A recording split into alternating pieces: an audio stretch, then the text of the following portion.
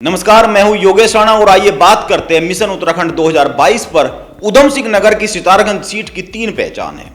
Number 1, कभी यह बसपा का गढ़ हुआ करती थी। नंबर 2, उत्तराखंड की इस सीट पर सबसे ज्यादा मुस्लिम और बंगाली वोटर है।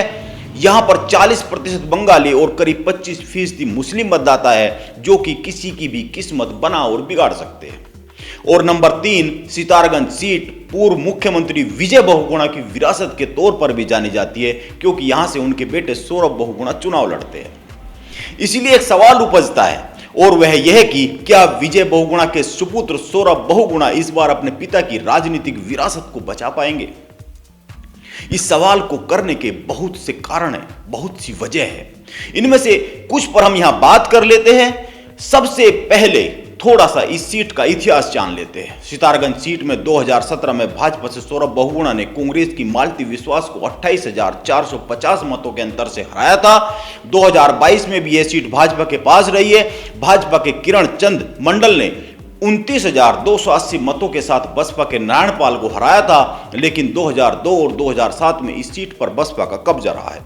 2007 में बसपा से नारायण पाल 31,000 से ज्यादा मतों से जीते थे और 2002 में भी बसपा के नारायण पाल 20,000 के करीब मतों से भाजपा की बीना आर्य को हराकर जीते थे। इस तरह से यहां पर पहले बसपा और फिर भाजपा का कब्जा रहा है, लेकिन इस बार यहां के समीकरण कुछ बदले से है। इसीलिए यहां के समीकरणों को साधने के लिए मुख्यमंत्री पुष्कर सिंह धामी ने एक बड़ी घोषणा की है। उन्होंने बंगाली समुदाय के नाम से पहले पूर्वी पाकिस्तान शब्द हटाकर यह संदेश देने का प्रयास किया है, कोशिश की है कि हम आपके सच्चे हितैषी हैं।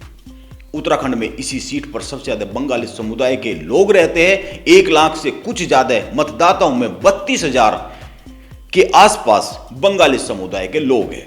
इसीलिए शक्ति फार्म को भाजपा का गढ़ माना जाता है। कुछ और बातें भी है जो यह बताती है कि यहां पर सौरभ बहुगुणा को इस बार बहुत ज्यादा मेहनत करने की जरूरत पड़ सकती है।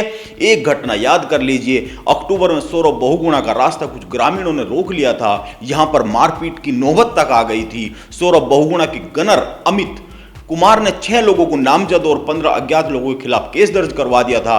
इसके बाद यहां पर दलित राजनीति गर्मा गई थी। मैदान में हरीश रावत और गणेश गोदियाल भी कूद पड़े थे। हरीश रावत ने इसे दलितों की आवाज दबाने और कुचलने का मामला बताया था।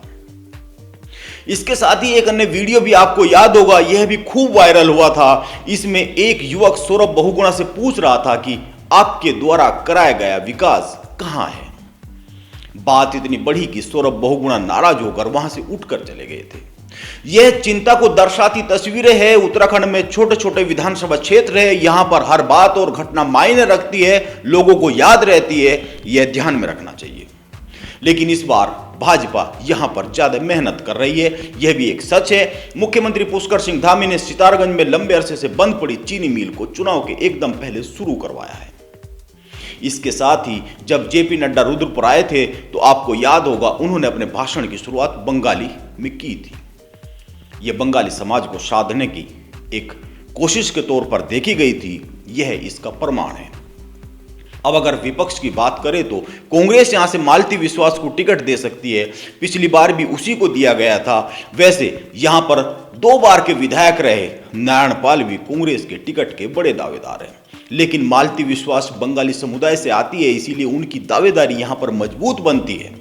अब देखना है कि सितारगंज में सौरभ बहुगुणा अपने पिता विजय बहुगुणा की राजनीतिक विरासत को बचा पाएंगे कि नहीं बचा पाएंगे, यह तो समय ही बताएगा। नमस्कार, आप बने रहे मेरे साथ।